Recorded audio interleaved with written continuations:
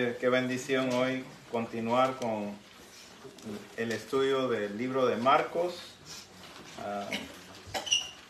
Seguimos en Marcos capítulo 15 y como parte de la introducción de este sermón, solamente quiero abrir mi corazón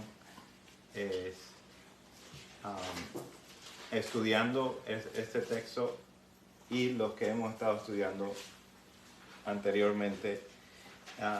Sí hay un peso muy, muy grande de la palabra de Dios enfocando en lo que Cristo hizo en su humanidad,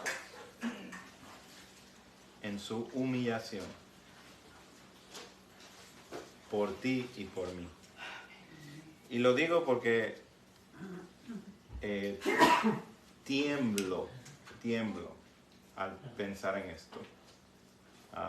Los padecimientos de Cristo y su severidad es algo impresionante, que el Señor de señores, eso es una cosa que como que, no sé, como que separamos al Señor de señores del Cristo que está en la cruz, y es el mismo el que está en la cruz. Él lo dijo una vez: puedo simplemente orar al Padre y miles y miles de ángeles estuvieran dispuestos y prestos para defenderlo. Con toda esa potestad del Señor, Él no la usó, y por eso hoy nosotros podemos estar aquí cantando su gracia es mayor, cantando ese gran intercambio que hizo por nosotros y celebrando lo que el Señor ha hecho en nuestras vidas. Amén. Amén. Entonces, como introducción también, algo que he notado, nosotros estamos muy llenos de las películas y de los videos, y una de las cosas que la palabra no describe o no enfoca en la descripción es en el castigo de Jesús. Sí menciona que fue crucificado, sí menciona que fue latigado, castigado, pero no se queda ahí. La palabra de Dios no está escrita para que nosotros tengamos lamento por el Señor, sino para que nosotros nos postremos y le adoremos. Para eso está escrita, y vamos a descubrirlo mientras estamos estudiando este texto. El título de hoy se llama La deshonra, y se encuentra en Marcos capítulo 15, versículos 16 al 21. Y dice así la palabra de Dios: entonces los soldados le llevaron dentro del atrio, esto es, al pretorio, y convocaron a toda la compañía, y le vistieron de púrpura, y poniéndole una corona tejida de espinas, comenzaron luego a saludarle: ¡Salve, Rey de los judíos! Y le golpeaban en la cabeza con una caña y le escupían, y puestos de rodillas le hacían reverencias. Después de haberle escarnecido, le desnudaron la púrpura y le pusieron sus propios vestidos y le sacaron para crucificarle. Versículo 21. Y obligaron a uno que pasaba, Simón de Cirene, padre de Alejandro y de Rufo, que venía del campo, a que le llevase la cruz. Dios bueno, Dios de toda misericordia, esta es tu bendita palabra y estos son los padecimientos de tu hermoso Hijo. Ayúdame, Dios, a proclamar la verdad que procede de este texto. Ayúdanos a escudriñarlo. Ayúdanos a guardarlo y atesorarlo en este día y para siempre. Por amor a tu Hijo te lo pido, en el poder de tu Espíritu Santo, que sea claro. Amén. Amén. Hoy veremos cómo el Rey de Gloria fue humillado para pagar por nuestros pecados. Esta es la deshonra y el primer punto que vamos a ver es la humillación. Después que Pilato soltó a Barrabás y entregó a Jesús para azotarle y luego ser crucificado, sucede esta parte que nosotros vamos a estar estudiando este día. Entre haber sido enviado a azotar, entre azotado y crucificado, es que estamos viendo esta sección. 3 de los 4 evangelios contienen esta lectura, esta sección. Y es específicamente enfatizando la deshonra de parte del ser humano a la persona de nuestro Señor. Sabemos que por información extra bíblica que los azotes de Cristo Jesús, el castigo que Él recibió sobre su cuerpo fue severo y que lo lastimó.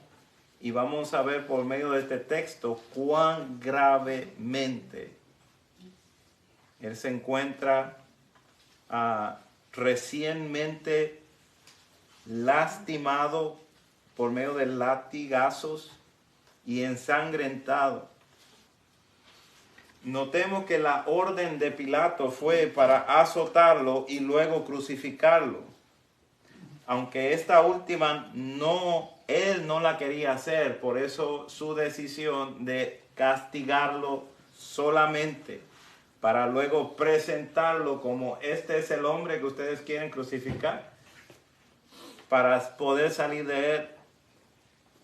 El punto es que él no ordenó que los soldados romanos, en este pasaje, en versículo 16, convocaran a toda la compañía, esto es, a todos los soldados que están ahí presentes, un promedio de 600 soldados, para burlarse de él, cuando ya estaban dentro del patio del palacio del gobernador.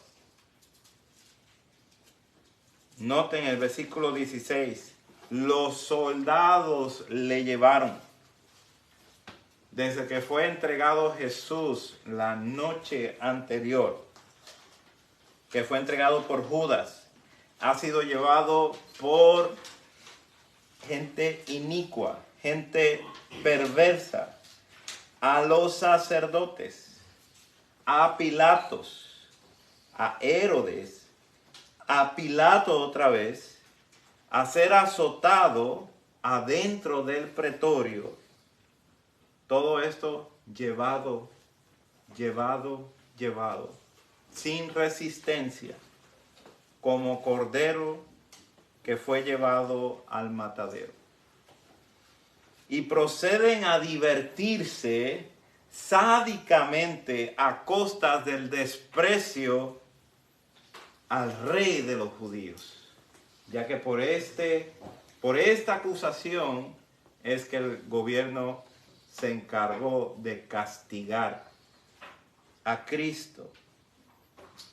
Versículo 17. Y le vistieron de púrpura y poniéndole una corona tejida de espinas. Les pareció que si era rey debería de vestirse como un rey. y tomaron un manto de color de púrpura que tuvo el propósito de que se viera como un rey. Y al él haber sido lastimado por los feroces y cruel castigo de los latigazos, este manto tuvo que haber sido algo muy doloroso sobre su cuerpo. Añadir a esto una corona para burlarse de él, pero no una corona cualquiera como la podría usar el César, hecha de plantas y de flores, pero una hecha de espinas, para penetrar en la cabeza del Señor. Tanto el manto como la corona representan la humillación de Cristo cargando el pecado de nosotros. Las espinas que salieron del capítulo 3 de Génesis como señal y resultado del pecado que había corrupto toda la creación, ahora se encuentran causando dolor en la cabeza ya golpeada de nuestro Salvador. Versículo 18. Comenzaron luego a saludarle: salve, salve, rey de los judíos. Pilato le había preguntado: ¿tú eres el rey de los judíos? Y ahora, en la ignorancia y en la enemistad con Cristo, estos soldados le declaran rey de los judíos. ¿Qué le están diciendo? Le están diciendo: ¡viva el rey de los judíos! ¡Salve! Luego que le confesaban como rey, versículo 19, le golpeaban en la cabeza con una caña y le escupían, y puesto de rodillas le hacían reverencias. La caña, que es símbolo de autoridad, como un cetro que lleva un rey para decir que él es el que manda. A Jesús también le pusieron una caña, pero luego se la quitaron para pegarle en la cabeza donde tiene su corona de espinas. A los reyes se les besaba en la mano como señal de sumisión, mas a Cristo le escupían como señal de desprecio y le hacían reverencias de rodillas, como que Él es su rey, para burlarse completamente de Él. Toda esta escena está aquí para que nosotros miremos la humillación de Cristo, quien lleva la ropa del pecador como tú y como yo, para que en esas ropas de un supuesto rey fuera humillado, Él fuera castigado en mi lugar. Nosotros como seres humanos no queremos a Cristo como rey, quien lleva la ropa del pecador. Nosotros no queremos a Cristo como rey porque queremos nosotros ser nuestros propios reyes. Nuestro orgullo nos ata a pretender que debemos ser tratados como reyes y reinas. El que llevó nuestros pecados a la cruz también llevó nuestro orgullo y fue vestido de esa forma, con vestidos ajenos, para ser ridiculizado en ese lugar. El que no cometió pecado, el que es siendo en forma de Dios, No estimó el ser igual a Dios como a cosa que aferrarse, sino que se despojó a sí mismo, tomando forma de siervo, hecho semejante a los hombres, y estando en la condición de hombre, se humilló a sí mismo, haciéndose obediente hasta la muerte. Filipenses capítulo 2. El que tiene derecho de orar al Padre y pedir por el rescate de su vida, y el Padre le enviaría 12 legiones de ángeles para su propio rescate y venganza, no lo hace, no lo pide, se humilla para que estos soldados, en su ignorancia, ciegos por el pecado, se burlaran de él. Versículo 20. Después de haberle escarnecido, esto es, después de que se satisfacieron de burlarse de él, terminaron esa sesión, le quitaron la púrpura, le desnudaron la púrpura, le quitaron ese manto y le pusieron sus propios vestidos y le sacaron para crucificarle. Todo este acto está dentro de la idea de cambio de vestidos. El Señor fue vestido con este manto para ser ridiculizado. En este versículo pasan varias cosas. Después que acabaron de burlarse de él, regresaron a Cristo a su propio vestido para ser crucificado. Pilato, aunque no quería crucificarlo, lo había entregado al deseo de la gente. Esto incluye que lo azotarían severamente, que los soldados lo iban a ridiculizar, humillándolo, y que el pueblo volvería otra vez a gritar: crucifíquenle, crucifíquenle. En capítulo 19 de Juan, Pilato trató de salir de este problema que tenía. Habiendo azotado a Cristo, lo presentó todo ensangrentado para que lo dejaran ir, para que la gente tuviera compasión de él y lo dejaran ir. Pues no quisieron. Entonces Pilato lo entregó para que le crucifiquen. Punto número 2, la severidad y providencia de Dios.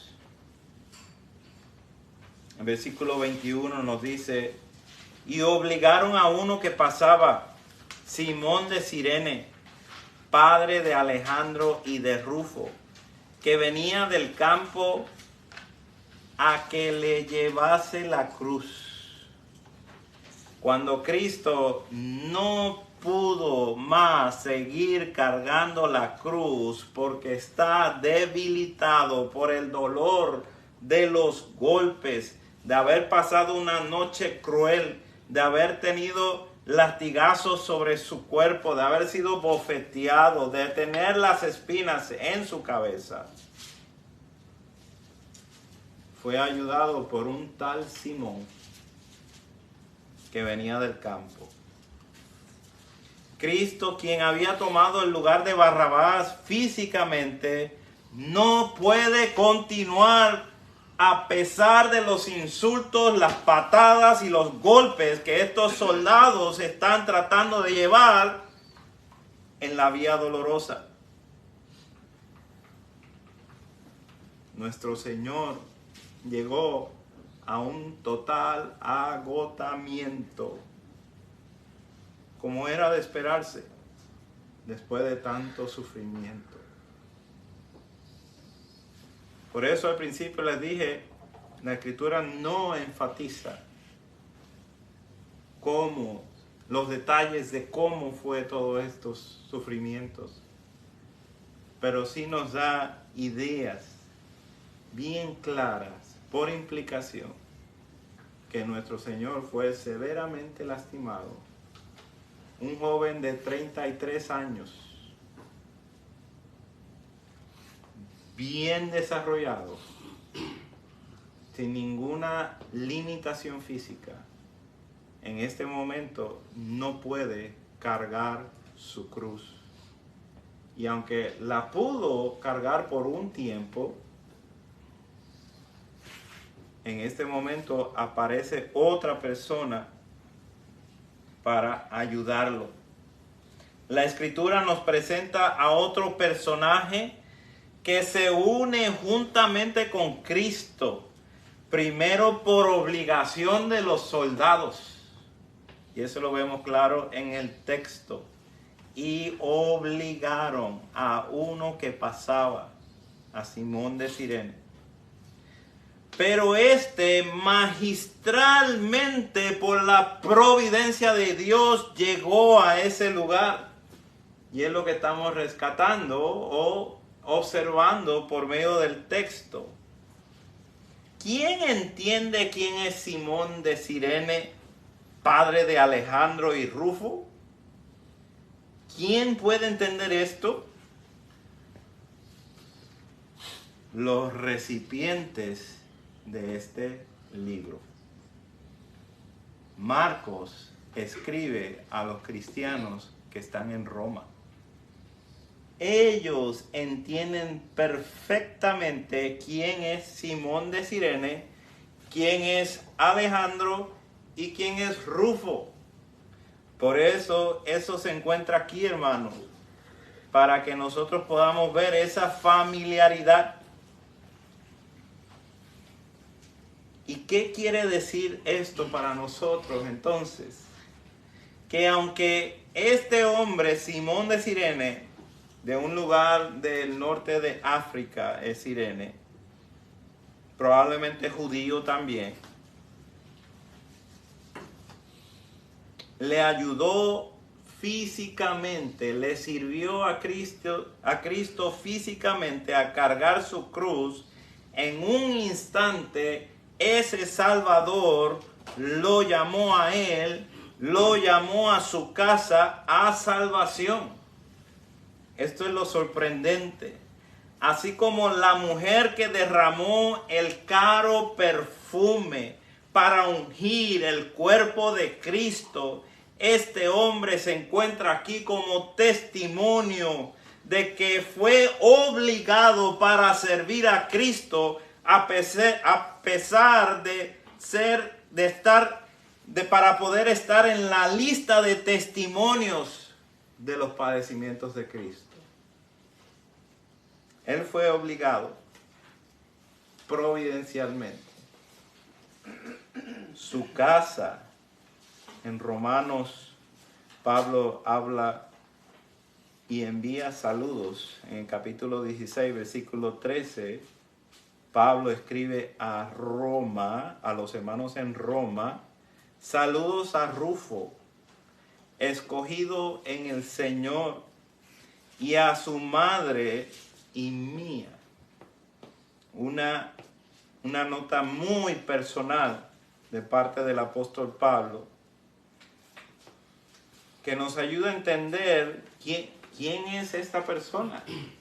Nos ayuda a entender que este encuentro de Simón de Cirene con Cristo Jesús fue un encuentro eterno, un encuentro transformador.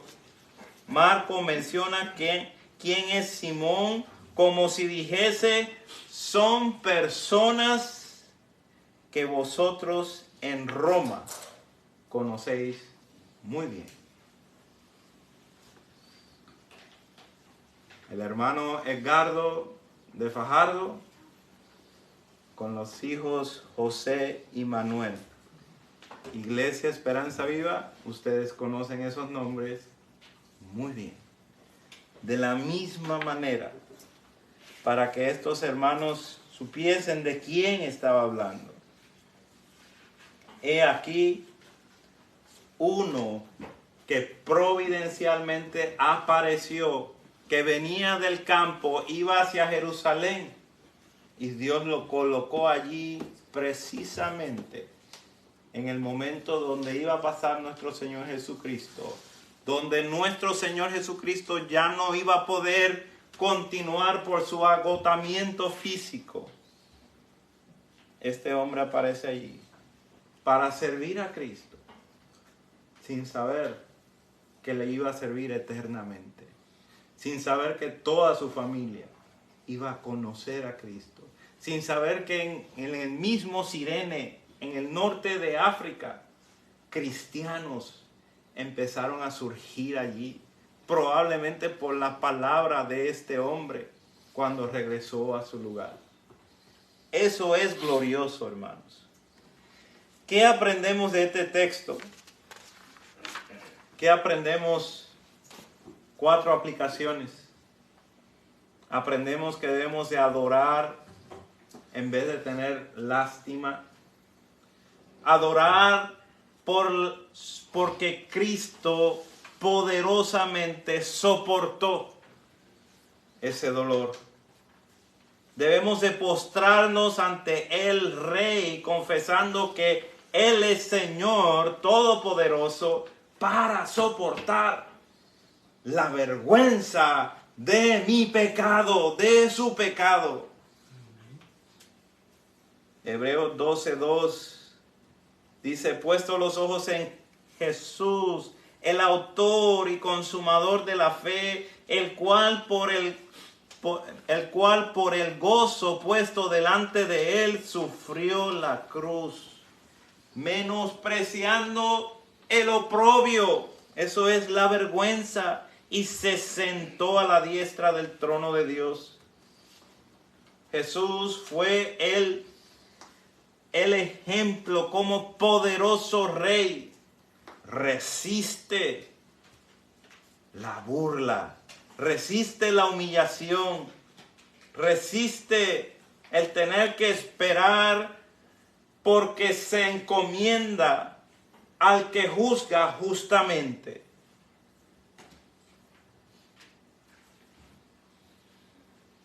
Él es nuestro ejemplo a seguir. Por eso no debemos de tener ningún concepto más alto, sino de ver a los demás mayores a nosotros, para que podamos honrarles, para que podamos servirles, para que podamos ser humillados en ocasiones y poder resistir esa humillación. ¿Hay alguna humillación que no puedes soportar? Jesús la soportó por ti y por mí. Le decimos al Señor, Dios te seguiré, pero le negamos. Soy el primero en pecar, pero nos ofendemos cuando alguien nos llama a rendición de cuentas. No queremos ser molestados o amonestados cuando sabemos que nuestra vida no anda bien delante de Dios. Nos molesta de alguna manera ser comparado como viles pecadores, cuando en realidad eso es lo que somos. No lo digo yo, lo dice la palabra, nos enseña claramente. Como la mujer cananea que le dijo, sí Señor, pero aún los perrillos, comparándose con perrillos, comen de las migajas que caen de la mesa de su amo.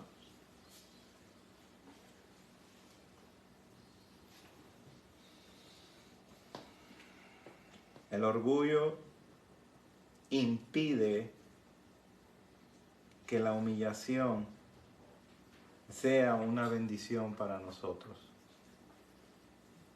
Nos bloquea.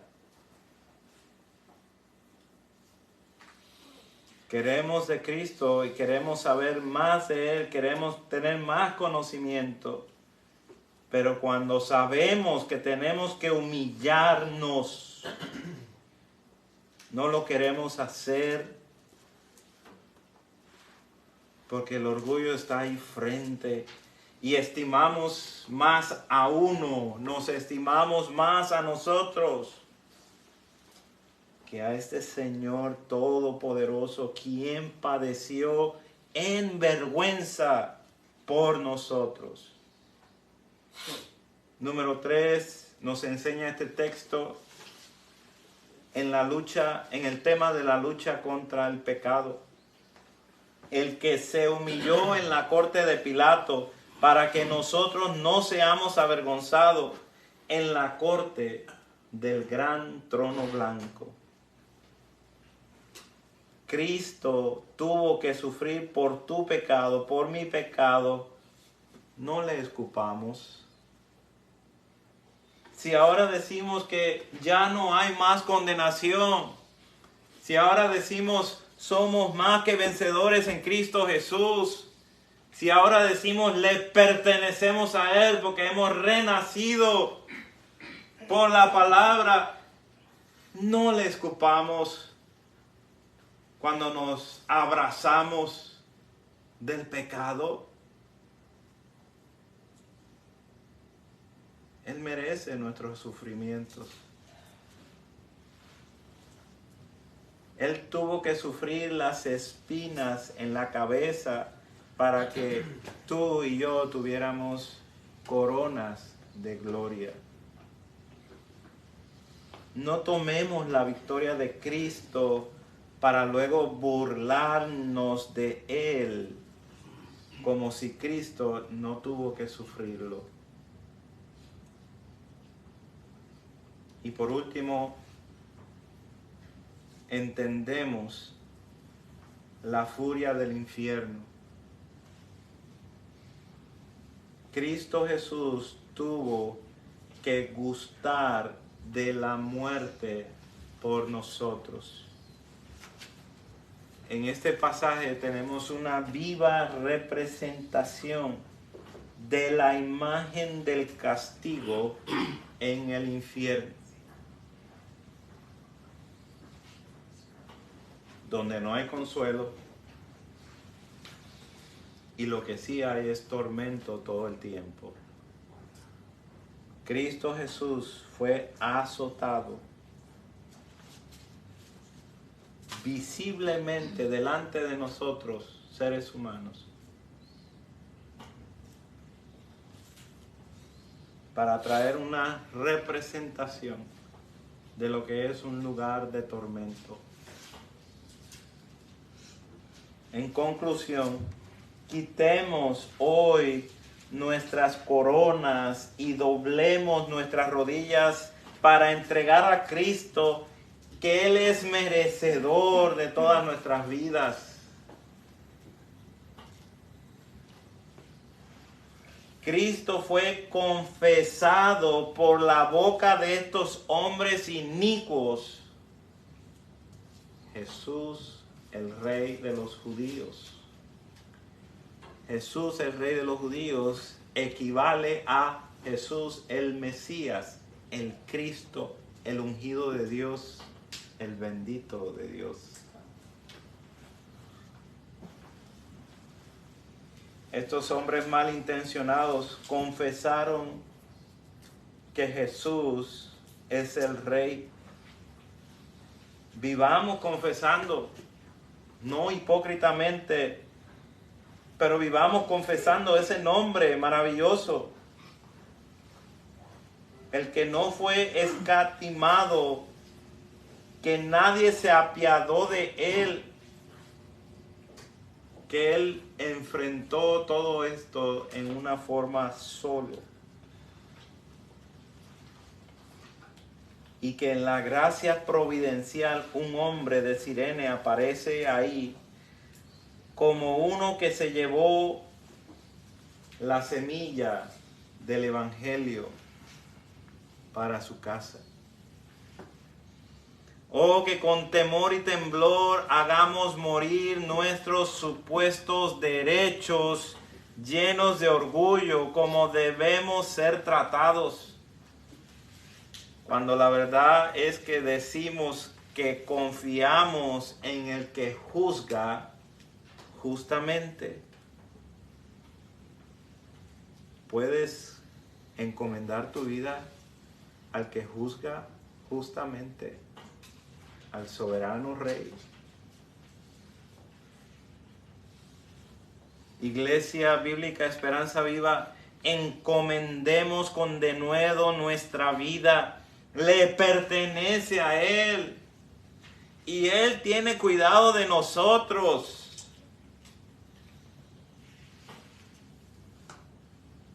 Eso no quita que vamos a sufrir. Al contrario. En el mundo tendréis aflicción. Al contrario, se vuelve un privilegio poder sufrir por Cristo. Él nos ha concedido la fe, también nos ha concedido el padecer por Él. Cristo lo soportó todo. Ahora puedes confesar tu pecado. No tengas vergüenza. Ya Cristo lo sufrió. Confiésalo. Él es fiel y justo para perdonar nuestros pecados y limpiarnos de toda maldad. Quienes doblan las rodillas ante Cristo, pero no inclinan ante Él su corazón, ridiculizan a Cristo como aquellos soldados le hicieron. Doblemos nuestras rodillas, pero inclinemos nuestros corazones a Él. Entreguemos a Él nuestras vidas. A Él le pertenece todo. Oh amigo que me escuchas, amiga, puedes verte del lado de los líderes de Israel o de los soldados romanos. Puedes verte como un enemigo de Dios. La palabra ya ha declarado que eres y éramos antes de Cristo enemigos de Dios, por cuanto los designios de la carne son enemistad contra Dios, porque no se sujetan a la ley de Dios, ni tampoco pueden, y los que viven según la carne no pueden agradar a Dios. Romanos 8, 7 al 8. Dios bueno, te damos gracias que nos ha dado esta rica bondad de comenzar a entender, comenzar a querer explorar este tema más y más. Que en nuestra vida, Señor, haya un sentido de unión, que verdaderamente nos humillamos antes de defendernos a nosotros mismos. Porque confiamos que tú eres el que juzga justamente todas las cosas. Oh Dios, todas las cosas te pertenecen. Ayúdanos a estar tranquilos, a confiar que tú eres Dios y no nosotros. Ayúdanos y perdónanos por nuestras ideas falsas. Que tu palabra en este día nos purifique, que haga eco continuamente en toda la semana, para que tu nombre sea exaltado, para que viva Cristo para siempre, y que podamos ver al príncipe del cielo como lo máximo en nuestras vidas, humillándonos para que Él reciba toda la alabanza y toda la gloria. En ese nombre oramos. Amén. Amén. Vamos a cantar.